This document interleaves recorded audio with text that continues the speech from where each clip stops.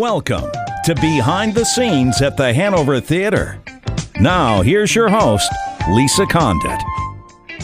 Thank you for listening, everybody. I am so extremely excited to be here on the phone with Graham Russell of Air Supply. Air Supply is coming to the Hanover Theater Friday, March 9th. Curtain time is 8 p.m. and is made possible, this performance, through some generous support from Herb Chambers Toyota of Auburn. Graham, thrilled to talk to you today. Oh, well, it's my pleasure, my dears. What a pleasure. Thank you for your time. Absolutely. So I have to say, when I found out that Air Supply was coming to the Hanover Theater, I think I told all of my friends that we needed to round up the troops and we needed to relive the magic of the early 80s, but it goes so much further than just that. You and Russell Hitchcock, you've had quite the run, haven't you? We have. We've been very successful, but we've had a lot of luck along our path. Fortunately, we're in our 43rd year now, which is amazing when I think about it. But we've had a lot of luck, and we love what we do, and I think that goes a long way. We're very passionate about our live show and the way we present it.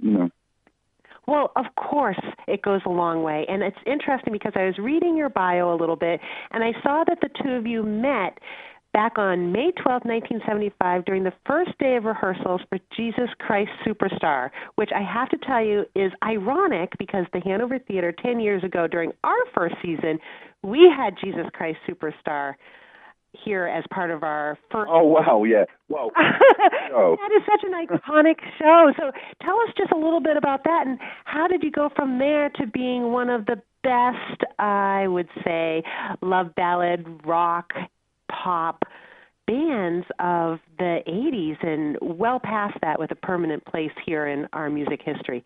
How'd you guys click? Well, we met the first day of Superstar in the rehearsal, and we were the only two guys that didn't know anybody.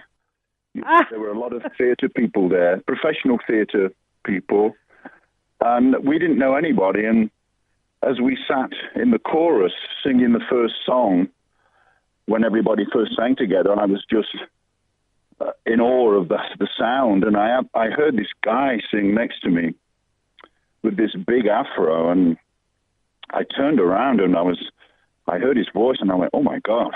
And he just sounded incredible. It was just pristine and clear and pure. And I later learned during the lunch break, I went to him because we were standing next to each other, and I didn't know anybody else. And I just said hello, introduced myself, and I found out that we had the same name. We were born 3 days apart. We both loved the Beatles and saw them when we were 14 years old. Wow. Different parts of the world. So we had a lot in common very quickly. And knew at that moment that we were going to work together. He just had this great voice. And, I've always considered myself, more than anything, I'm a songwriter. I'm not a singer. I'm not a lead singer. I'm a songwriter that sings. And so I was looking for that voice, and I found it, And so it was predestined, there's no doubt about that. Well, and amazingly, you sing about love in so many of your songs. And I don't know if you're familiar with the show Glee or not, but I think that Glee has brought music like yours back to a whole new generation of people who fall in love with your love songs. And furthermore, I was looking at your bio, and I see that you were one of the very first. Were you the very first Western group to tour China and Taiwan and other countries that wouldn't allow pop musicians to perform there before? What was that like? Well, it was really cool. We went to China the first time in '95, I think, and we had to jump through a lot of red tape and a lot of hoops to go there because they simply had not had a band there before. And that we were asked to come by the Chinese government, and we had to sit in front of a committee of generals that had all the lyrics, and they were very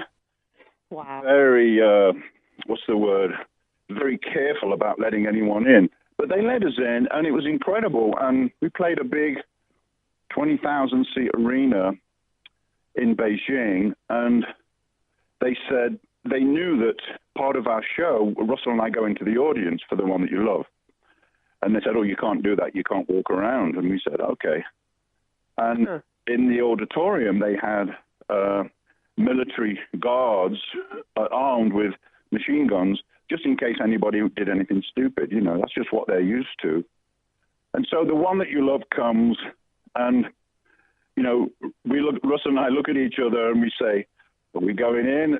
And we weren't supposed to. We said, yeah, let's go. And so we went into the crowd, and all the soldiers freaked out. But it was cool, you know, and we just created this feeling and this bond with a country that doesn't speak English. And, you know, we go back. We were there in December.